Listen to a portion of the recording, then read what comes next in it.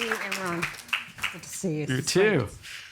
This is really an amazing occasion, I must say. Combination of high style and brain sex, I decided. Oh, I love that. The new slogan for Voices. Yes. It's high style and brain sex. Okay, Tina, let's get into it. U.S. election. Mm-hmm. As I was doing my reading and research over the weekend, I came to learn that you actually knew Donald Trump very well during his rise in New York. Mm-hmm. There's a famous story of you sitting next to him at a dinner in the 1980s or 90s. Before covering what's happening now, what were your impressions of him back then? What was he like, and how did that change over time? Well, in those days, he was a sort of rough diamond, outrageous carnival barker, New York character that actually was very refreshing, I thought. I mean, I published in Vanity Fair the extract of his famous book, The Art of the Deal. And, it was exactly as he is now, but without the darkness. What has changed, I think, because in those days, he was almost, I wouldn't say sunny, but there was something very up about him. And he's become very dark as the years have gone by. I mean, the man that we see now, the last time, at the Madison Square Garden rally, which was a sort of 30s kind of, foaming at the mouth, dark, anti everything about sort of that was about life, it seemed. That's very different. So he's changed an enormous amount, I think, from those early days. But you kind of knew, because in your book, The Vanity Fair Diaries, you wrote, "It feels when you have finished it as if you've been nose to nose for 4 hours with an entertaining con man. I suspect the American public will like nothing better." Indeed, yes. Well, I could, he has great appeal. He did and does now. I mean, whatever one says, and one can a lot about Trump, he is the world's great showman. I mean, he ran a campaign that was just endlessly watchable and was so extraordinarily sort of resourceful and improvising all the time, as he went along. I mean, his stunt with the, at McDonald's, for instance, when he was... Which went viral. Which totally went viral, puts on an apron, starts serving out, the French fries through the windows. I mean, it's incredible. He gets into a dumpster truck and drives the garbage truck because of the comment that, of garbage. He is so quick to sense that zeitgeist, that pivot, and he knows exactly how to do it. It's really a sixth sense that you have to, frankly admire in terms of his technique. It was like he was made for the social media world that we live in, so that he knows how to, captivate people. And I think that what's happened really is that, in a sense, we've become so debased by entertainment values that we now require our politicians to be entertainment. And I actually question whether the old-style politician, will ever be in favour again. Some years back, when I was at the Daily Beast, I commissioned Bret Easton Ellis to write an essay about the crazy antics at the time of Charlie Sheen. And he wrote a brilliant essay about how Charlie Sheen was, as he put it, post-Empire. That there was Empire and there was post-Empire. And Empire was about, being buttoned up, being, presenting yourself in a way for the public versus to the private. And all that in Charlie Sheen had gone. And he was just like letting it all hang out, totally foul-mouthed, crazy, an addict, all of this. And he identified it, Bret, as this post-Empire style. And what we've really seen is that post-Empire has won. And I don't know that we're ever going to go back to the kind of politician that a Joe Biden was, that a Kamala Harris was. I think Americans now value the entertainment values more than anything else. And Trump has done that, essentially. We heard Ravi Agarwal's pretty analytical assessment of the impact of, Trump's return to the White House on the world. I'm curious about your take. You've now lived in the U.S. for 40 years, is that right? We understood what kind of the impact is for the world. What's your take on what this means for American democracy? As I said in my introduction, there's been so much hand-wringing about what this means for the future of the U.S., which is, like it or not, we all are impacted what's happening there. Well, I sort of, I kind of flipped from being a historical optimist to a sort of hysterical pessimist. I wake up one or the other.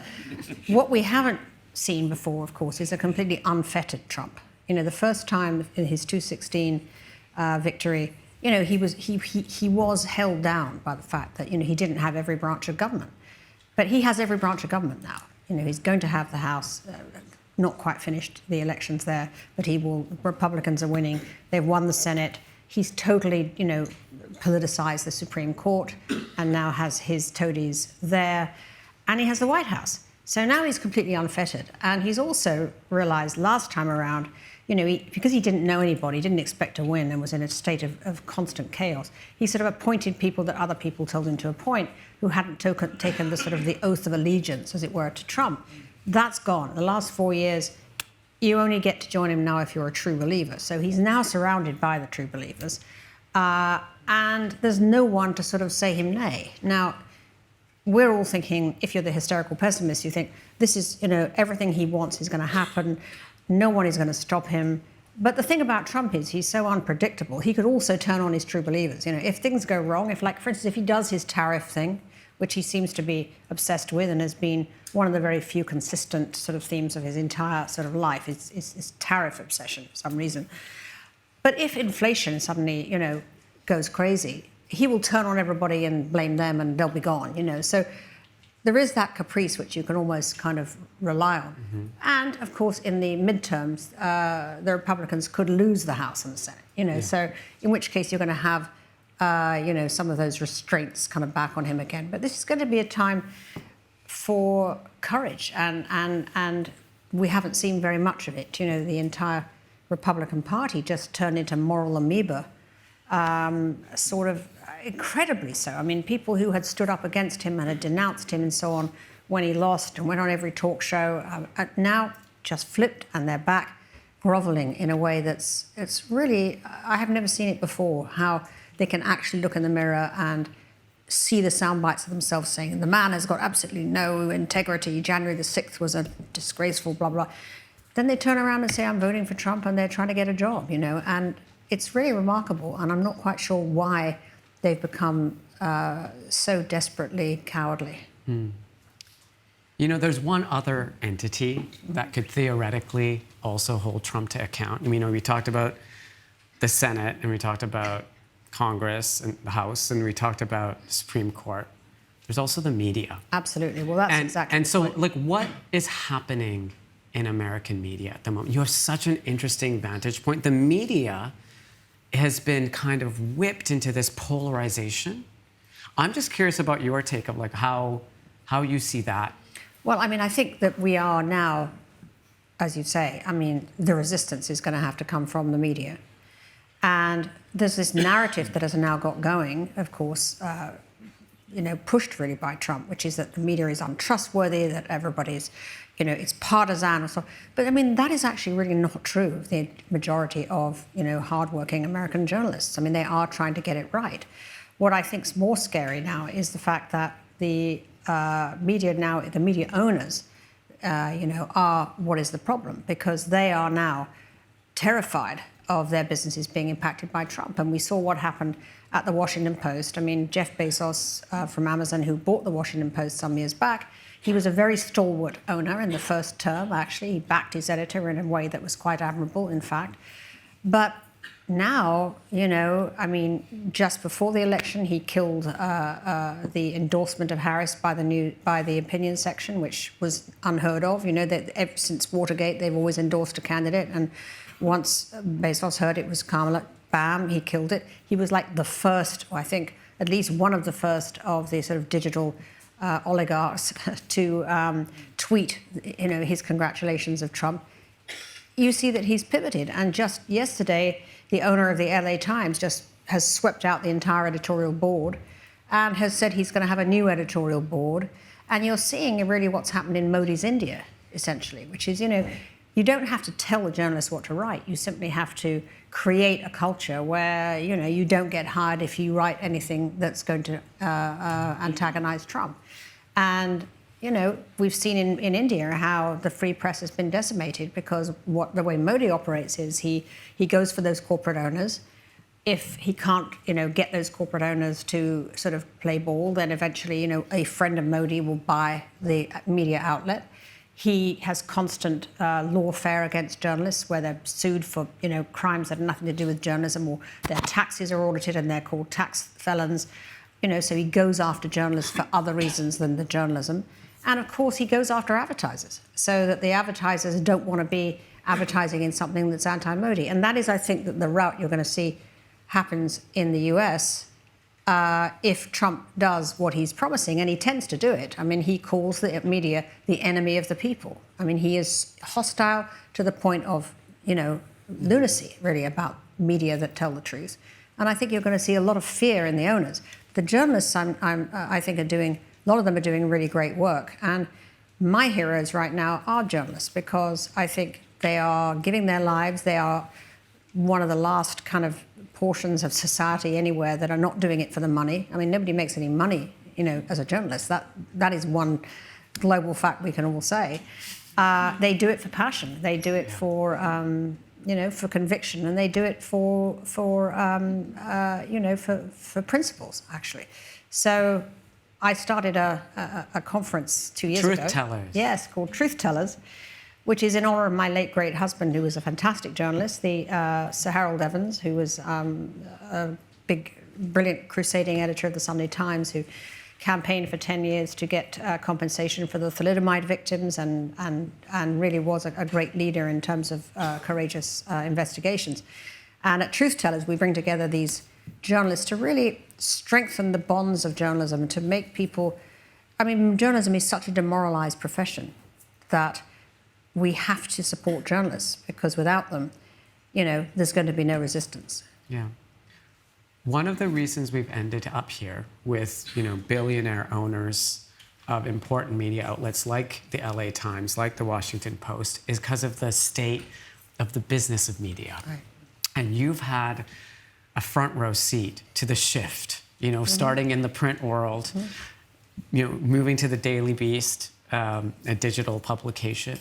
I mean, what's your assessment around the business model of media, and how much just the lack of a sustainable business model has compromised the ability for media to be independent, because they have to be reliant on... Precisely. Yeah. You cannot be brave if there's nobody supporting you. And in my husband's day at the Sunday Times, the Thompson family were very supportive of strong media, and indeed Thompson still is with Reuters. Well, I think it's an enraging tragedy, what has happened to media. I think in the early 2000s, traditional media was far too passive in the face of digital disruption. And they essentially were so excited at the idea of, they were going to get lots of traffic from digital sites, that they sort of allowed content to be stolen, essentially. I mean, content was taken free, not paid for, and of course, they did not benefit from it. It was the tech companies that monetized that stolen intellectual property, which is what it was.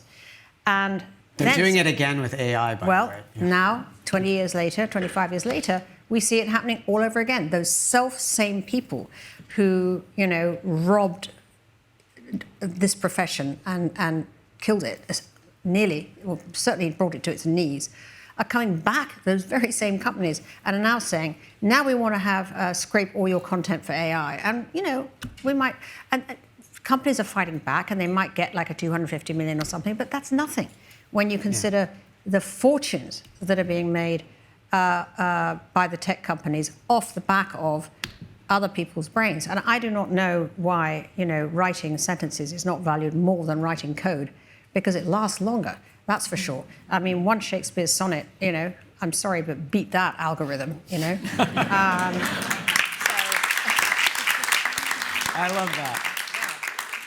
What you're saying makes a lot of sense, because even, I'd say, the most independent newspaper in America, the New York Times, that has, is a publicly traded company, has, I think, 11 million subscribers. If you think of 11 million subscribers, I think most of them are in the United States, out of a total of 350 million people. Like, undeniably, the influence of traditional media has waned with the rise of social media. Indeed. Right? I'm curious about what you make of the prospects of your old stomping grounds at Condé Nast or Hearst, where you were once offered a job. What do you think is the future of these print magazines, still highly reliant on advertising models, haven't managed to transition to the digital space in a way that's sustainable from a business standpoint? Unfortunately, I think that they are going to go into the dank graveyard of empire.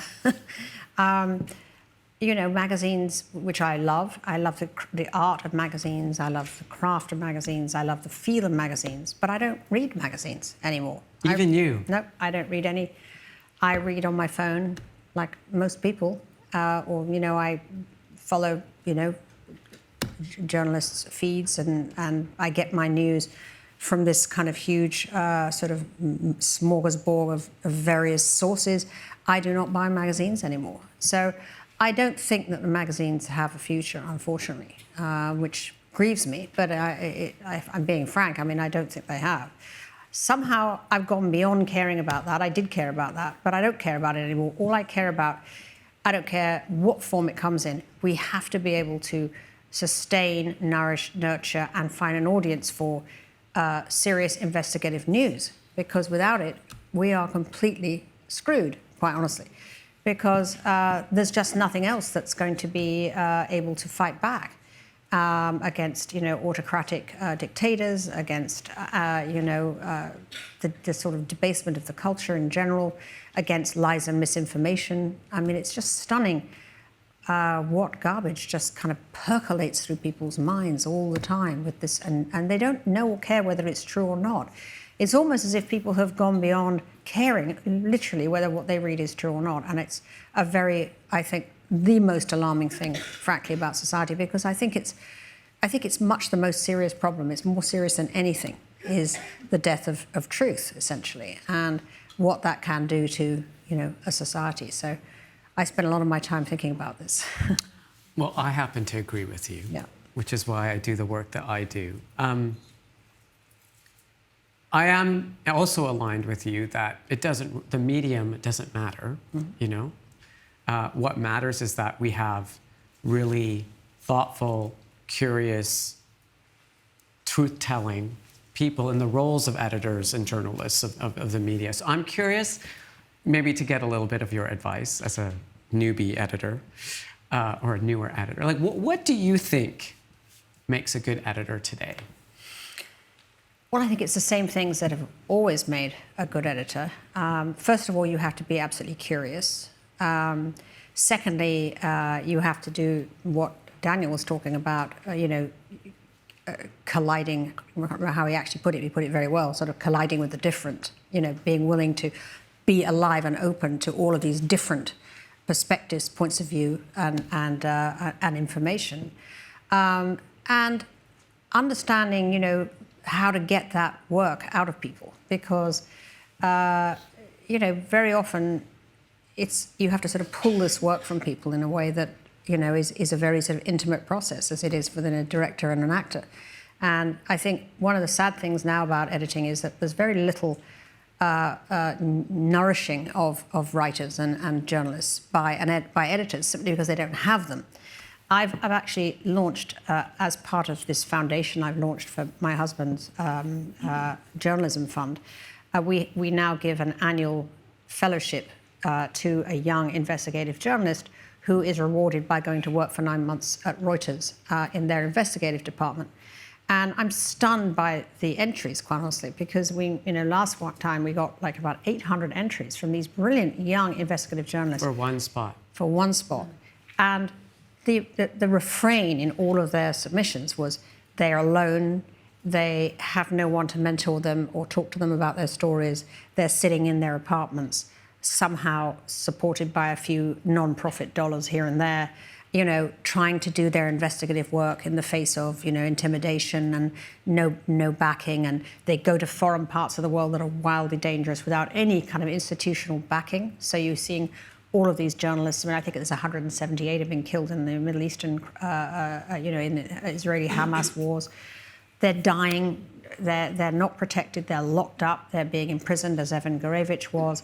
I mean, they're risking the most extraordinary amount to try to get the stories out, to try to get the truth out. And they're doing it without the institutional backing that they used to have, you know, in the days, for instance, when my husband was editor at the Sunday Times. So, you know, when I read these entries, it sort of breaks my heart because, I mean, you could staff an entire brilliant newsroom with these kids. And then entries are coming from, you know, Eastern Europe and India and Nigeria and all of these terrific reporters. And, you know, I just think, like, where are they going to go, these people? How will they apply their trade? Where do they apply to? And I talk at the journalism schools and people go like, well, if you were me, you know, where would you apply to be a journalist? And I mean, it's hard to know how they can make a living, really. Yeah. But they do, and that's what I love about them. They find ways to do it. So I think we're really going to be dependent more and more on non-profits. We have to. I mean, I would actually, talking about tariffs, I would actually force all the digital, if I was queen, if I was president, I would force the tech companies to sort of bloody well tithe, you know, the huge amounts of what they have. They did that for a while to support all sorts of initiatives, and that they removed the tithe, and then all those companies shut down. That was just pure PR, and it was all just greenwashing and baloney. You know, their natural instincts is to be predators, and it's only going to get worse. Before we run out of time, so nice to have so many tech people in the room. Before we run out of time, I did want to talk a little bit about your experiences in leadership. We heard the most inspiring talk from Namonte Nankimo right now, who talked about the roles of women in leadership. And I read some pretty outrageous stories of some of the things that you experienced in moving up the ranks at Condé Nast in your career. I mean, looking back now, do you think, one, what advice do you have for women who are looking to have an impact in the world like you have? And two, how much has really changed, do you think, for women leaders? You know, we've just seen like the second Democratic candidate as a woman who's lost, you know, in the context of that as well. Like, what's your reflection on female leadership? It's actually disheartening, in fact. I mean, on my way up, you know, I was so focused on the actual job at hand that I can only say that, you know, how do you get through it? You get through it by winning, right? You get through it by succeeding and focusing like a Japanese bullet train on where you want to go. But I mean, as I look back, I just see how demeaned I so often was, even at Condé Nast, which frankly the chairman Cy Newhouse, you could not have a better boss. I mean, for 17 years he supported me, he gave me Vanity Fair, he gave me the New Yorker, he kept promoting me. But he would always exclude me from any of the serious, what I call business discussions about my enterprise. I mean, I was literally treated as a sort of fluffy-haired rockette or something, where I was sort of not asked to the big boys' table. And yet it was my magazine, and I had, you know, I'd created all of this success, but somehow I was never consulted. I mean, he would appoint, for instance, the publisher, who was my opposite number selling advertising. I mean, he would just call me on a Tuesday and say, "You've got a new publisher." You know, it's like, well, don't you want to at least ask me, you know, is this the right guy for the job? Yeah. Which it wasn't, mostly. And it was a guy usually, right? Oh, yes, it was always a guy. I mean, the New Yorker was the worst, but anyhow.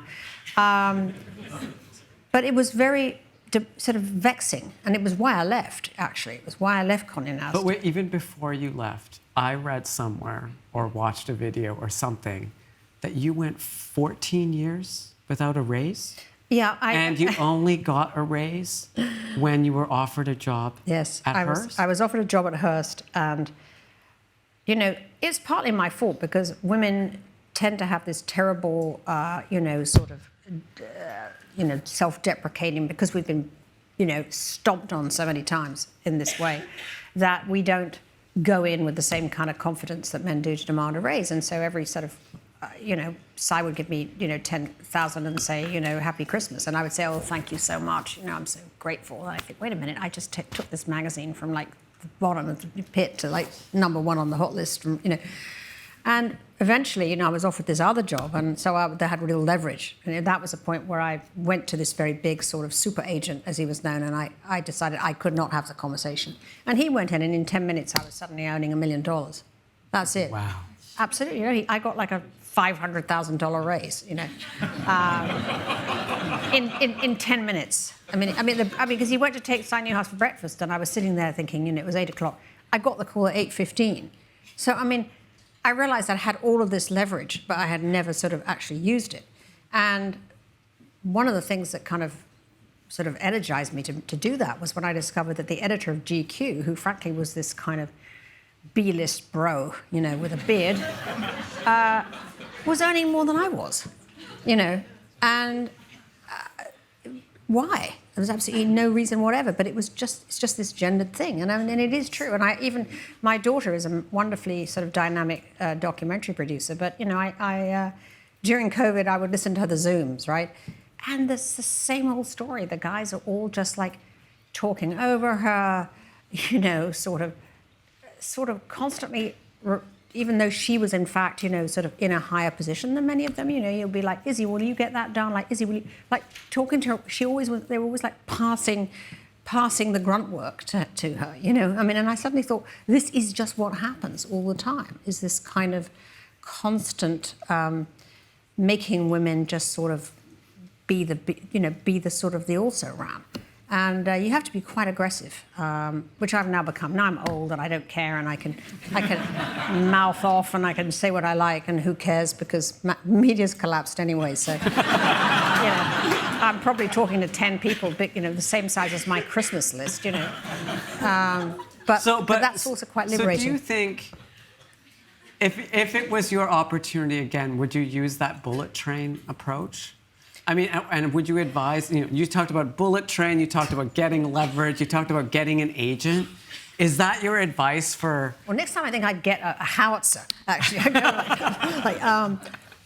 I'd like to feel that I could stomp in and just do it, I don't know. I see the younger generation having the same issue, which actually does worry me. And I am, it has bummed me out that, the trouble is that very often, because of the system and so on, then the wrong person will be chosen. I was really rooting for Kamala, obviously, like everyone who didn't want Trump to win, but she wasn't the best candidate, And she was the better candidate, you think?